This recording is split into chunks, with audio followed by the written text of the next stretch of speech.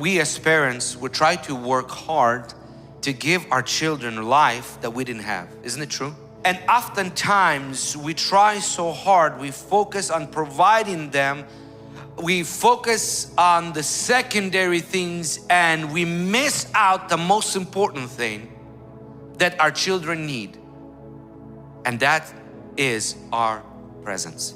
That's the most sacred, that's the most precious thing. But if we focus so much, if we give so much attention on giving them things and we rob them of us, they'll forget the gifts, but they'll remember that you were absent.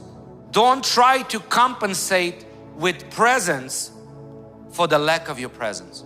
Your greatest gift to your child is not what you can provide materially, but it is you. Let's learn from God.